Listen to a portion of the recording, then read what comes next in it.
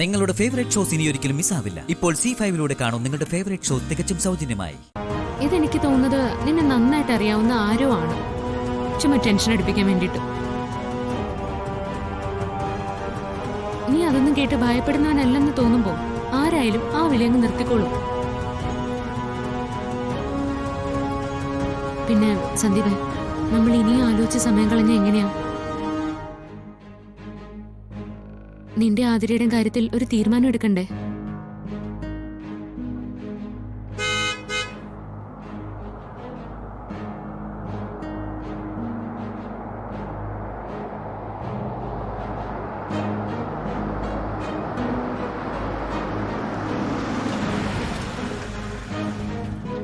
സച്ചിയാണല്ലോ.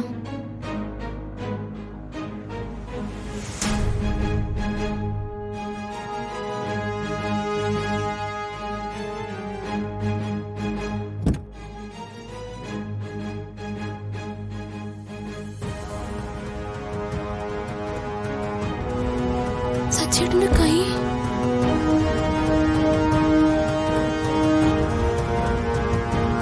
ഈശ്വരാ,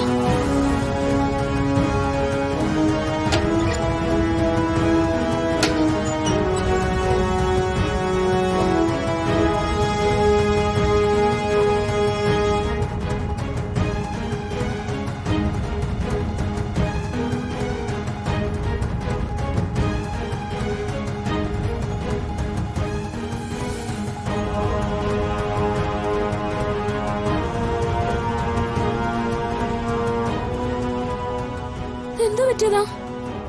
എന്താ പറ്റിയേ? ഞാൻ പേടിക്കണ്ട, എനിക്കൊന്നുമില്ല. ഇതെന്താ ഷർട്ടിലൊക്കെ എവിടെങ്കിലും വീണോ? എടോ, ഞാൻ റോഡ് ക്രോസ് ചെയ്തപ്പോ ഒരു വണ്ടി വന്ന് തട്ടി. ആക്ച്വലി എന്റെ ഭാഗത്താ മിസ്റ്റേക്ക്. വണ്ടി വരുന്ന ഞാൻ കണ്ടില്ല.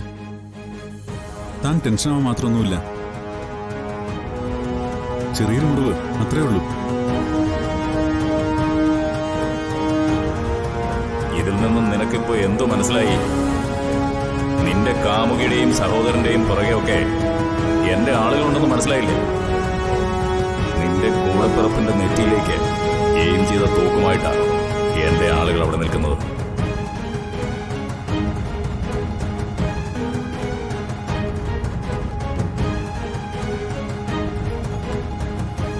നിനക്കിനിയും കാര്യങ്ങളുടെ കിടപ്പൂശം മനസ്സിലായില്ലെങ്കിൽ ഞാൻ നിനക്കൊരു സിഗ്നൽ തരാം. ആ സിഗ്നൽ എന്താണെന്നാണ് നിന്റെ സച്ചിദാനന്ദ ഏട്ടൻ വീട്ടിൽ വരുമ്പോ നിനക്ക് മനസ്സിലായിക്കോളൂ. ഇതിനൊക്കെ എങ്ങനെ പേടിച്ച എങ്ങനെ അർച്ചന? താൻ വാ, ഞാൻ ബാങ്കിലേക്ക് ഇറങ്ങുന്ന നേരത്തെ എങ്ങനെ സംഭവിച്ചത്? ഈ ഡ്രസ്സൊക്കെ മാറ്റിയിട്ട് എനിക്ക് ബാങ്കിലേക്ക് പോകാനുള്ളതാ. ഇനിയിപ്പോ എങ്ങും പോണ്ട സച്ചേട്ടാ. അയ്യോ, അത് പറ്റില്ല. താൻ വാ.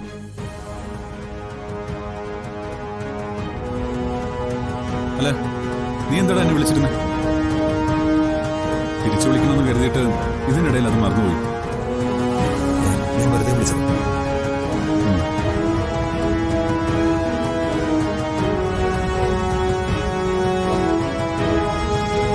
ആ വീട്ടിലുള്ളവരുടെ മുഴുവൻ സുരക്ഷയും നിന്റെ ആലോചനയിലും തീരുമാനത്തിലുമാണ്.